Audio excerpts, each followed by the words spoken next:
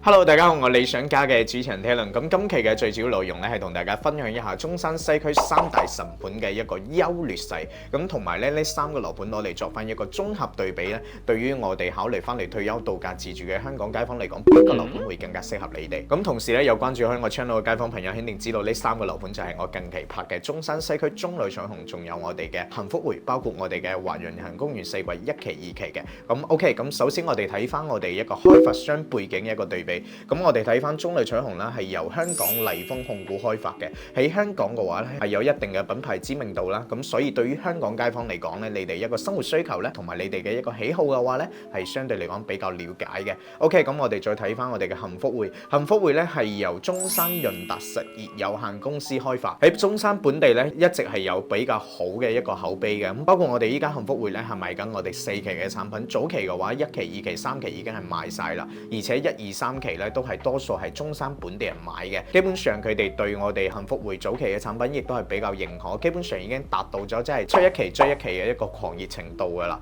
所以佢嘅口碑咧真係非常唔錯嘅。咁我哋再睇翻我哋華潤人行公園4季咧，係由我哋嘅央企華潤同埋我哋新加坡人行聯合打造嘅一個樓盤。咁首先啦，你聽到央企華潤嘅話，其實佢嘅一個品質咧已經係非常有保障噶。包括我哋依家去到我哋華潤人行公園4季呢個樓盤嘅話，其實可以見到佢嘅一個外立面啦，包括我哋入邊嘅一個小區園林打造啦，亦都係屬於一個比較中高端嘅一個樓盤嚟嘅。因為佢嘅一個外立面，包括我哋嘅小區園林打造咧，亦都係非常高品質嘅。所以咧，佢嘅一個品質啦係非常有保障嘅。咁睇完我哋開發商背景啦，咁我哋再睇翻我哋嘅交通地理位置。咁其實中旅彩虹又好，幸福匯又好，華潤人行公園4季又好，呢三個樓盤咧都係同屬於我哋中山西區嘅一個彩虹片區嘅一個位置嘅。咁呢個位置咧，其實我哋三個樓盤咧，亦都係相對嚟講係比較集中於我哋嘅彩虹片區中心嘅位置。所以呢三個樓盤近到咩程度咧？佢哋基本上可以步行互通噶啦，大概步行嘅時間都係5到10分鐘左右嘅啫。所以呢三個樓盤係挨得比較近嘅，所以佢哋一個交通配套咧，亦都係相對嚟講非常接近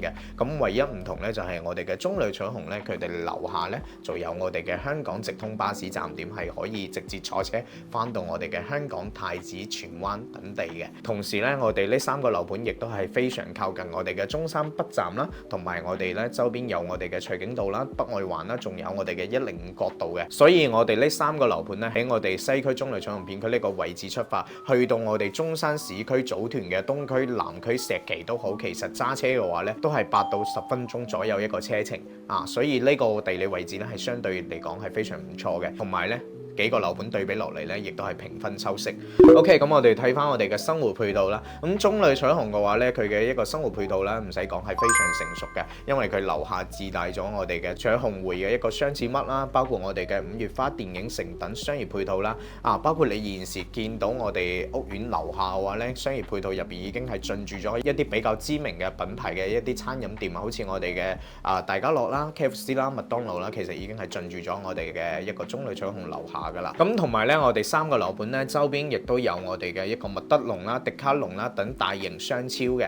咁同時亦都係比較近我哋嘅中山市中醫院啦。包括我哋最大型嘅一個 shopping mall 都係喺我哋呢個樓盤附近，叫做天悦城嘅。咁呢三個樓盤其實我哋揸車過去嘅一個時間咧，大概都係幾分鐘左右一個車程可以去到啊。所以佢哋嘅生活配套其實大致上都差別唔大。唯一唔同嘅話咧，其實幾個樓盤咧，可能更加集中於去翻我哋中旅彩虹呢邊咧去食嘢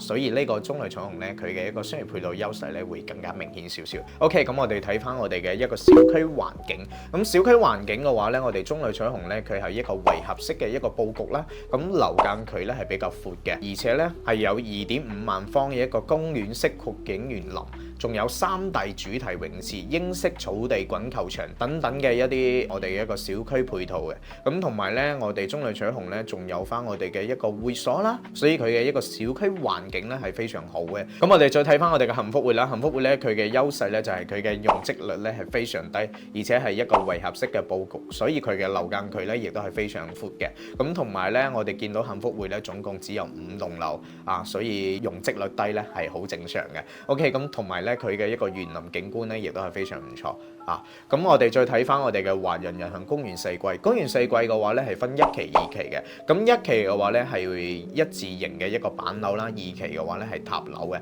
最主要賣咧依家其實都係賣翻二期一啲升級戶型嘅。咁同埋二期嘅話咧，佢作為一個塔樓嚟講咧，佢嘅一個戶型設計 design 上面嘅話咧，佢嘅實用率啦，包括佢嘅一個佈局咧，相對嚟講咧會更加合理好少少嘅。咁同埋咧佢嘅一個綠化咧，一期、二期都好，都係做得非常好嘅。咁講完以上幾個咧，咁我哋再睇翻我哋一個價錢啦。咁其實中旅搶紅嘅價錢咧都有同大家講過啦，就係我哋依家賣緊我哋嘅清盤特價單位嘅，只有我哋嘅108平方咧3房2廳2衛戶型啦，同埋我哋140平方嘅一個4房戶型嘅，咁全部都係帶我哋嘅精裝交付啦，同埋全屋中央空調嘅。均價嘅話咧，大概係喺14000幾到16000左右呢個均價嘅。睇翻樓層啊，而且佢依家剩翻啲高樓層，大概單價都要去到係15000左右呢個均價先買到落嚟啊。呢個就係我哋嘅中旅搶紅價錢。咁幸福會嘅話咧，而家最主要賣咧就係賣緊我哋嘅92平方3房2廳1衛呢個樣板房啦，仲有我哋嘅104平方嘅一個3房單位，同埋115平方嘅一個3房，仲有一個就係119平方嘅3房。咁119平方咧就係睇江景嘅，如果唔睇江景嘅情況底下，其實均價嘅話其實都係喺14000幾左右。咁如果睇江景嘅話咧，均價就要去到係16000幾啦。啊，咁呢個就係我哋依家幸福會再售嘅一個價錢。咁我哋睇翻我哋華人人行公園四季啦。咁呢個樓盤咧，其實我哋最主推咧就係我哋2期嘅一個升級版戶型嘅。咁好似我哋95平方嘅3房2廳2衛戶型啦，仲有我哋105平方嘅一個3+1房嘅一個南北對流雙陽台戶型嘅。咁呢個均價嘅話，其實亦都係喺13000左右一個均價嘅，矮啲樓層12000幾嘅都有啊，而且樓層選擇性咧亦都係比較多嘅。呢個咧就係我哋依家目前華人人行賣緊嘅一個價錢啦。OK， 咁講完呢度啦，咁我哋再睇翻我哋一個3個樓盤嘅一個優缺點啦。咁西區中旅搶紅嘅話咧，佢嘅一個優點咧就係產品層高嘅話咧係3.15米嘅。啊，裝修牆面嘅話咧係有全屋嘅複合板交付啦，同埋背景牆嘅話咧都有配備嘅。咁包括咧佢嘅戶型嘅一個得房率嘅話，其實都比較高，而且主陽台咧基本咧都有贈送，而且可以做小房間嘅。咁小區商業配套啦係比較成熟啦，自帶商業啦。咁分配嘅話咧，因為佢係學區房啦，可以讀到我哋嘅西區中心小學啦，教育資源啦亦都係比較好，而且係現樓喎。啊，隔離咧亦都冇輕軌啦，冇快速路干擾。啊，呢個咧就係我哋中旅搶紅嘅一個優勢。咁缺點嘅話，其實亦都係比較明顯。啊，因為佢嘅樓盤咧相對嚟講比較大，二手房同埋新房咧一個價差咧會比較大啲嘅。咁同埋咧佢依家在售嘅4期咧，佢有北向啦、西向啦呢啲朝向啦。咁相對嚟講咧，朝向咧對比其他2個樓盤咧就差咗少少啦。咁其他方面嘅話都係優勢嚟嘅，冇咩缺點噶啦。咁我哋再睇翻我哋一個幸福會。咁幸福會嘅優點咧就係佢門口咧就係我哋嘅一個西區中心小學啦。香港街坊你哋可能唔考慮小朋友讀書啦，但係如果話本地人嘅話，肯定會考慮呢一點嘅。住喺呢個屋苑嘅業主咧，佢哋嘅小朋友咧出門口咧就可以翻學啦。所以呢個咧就係佢嘅一個優勢，非常方便。而且咧佢嘅商業配套亦都係比較成熟，樓下嘅話自己都有一個超市嘅。咁日常嘅消費嘅話，亦都可以話比較便利。而且咧佢係現樓，仲帶埋精裝修交付啊，可以實現到快速入住嘅，唔需要你等啊。同埋咧佢嘅一個小區容積率咧亦都係比較低啊。最主要一個優點就係睇江景啦。OK， 咁缺點嘅話咧就係佢嘅一個小區內部嘅話咧，佢配套係比較少嘅。第一啦係冇泳池同埋冇會所啊，咁同埋咧佢嘅戶型咧亦都係比較傳統，有啲戶型嘅話只有一個洗手間嘅。咁而且咧佢嘅江景房同埋非江景房差價嘅話亦都係比較大，14000幾同埋16000幾，包括佢依家4棟嘅江景房要賣到19000幾，所以價差咧亦都係比較大。而且佢嘅北向嘅話咧係望翻我哋嘅中醫院嘅，係有部分我哋本地嘅人咧都會比較介意呢一點。OK， 咁講完我哋嘅幸福會啦，咁最後咧我哋再睇翻我哋嘅一個西區華人人行公園四季。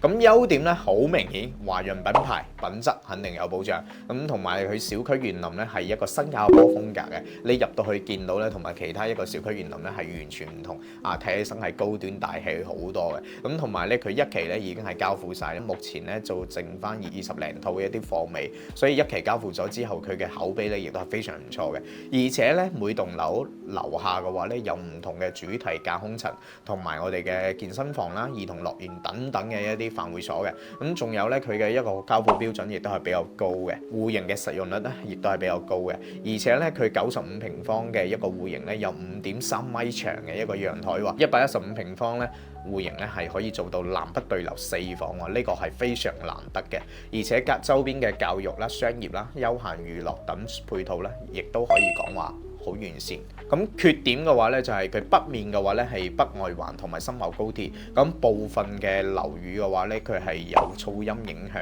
嘅。好似我哋依家2期呢邊咧，佢賣緊嘅呢啲產品嘅話，相對嚟講會比較靠近我哋北外環同埋深茂高鐵。但係我覺得佢嘅一個距離嘅話，其實都有段距離，都唔算話一個好大一個缺點。同埋佢嘅2期交付嘅話咧，佢都係有雙層隔音玻璃嘅。基本上你關埋窗門嘅話，一啲噪音都冇。同埋2期嘅話咧，佢係有部分嘅一啲回遷房啦，所以佢後期一個居住氛圍咧就唔會話咁純粹啦。咁交付時間嘅話咧就會比較遲啦，要去到2026年啦。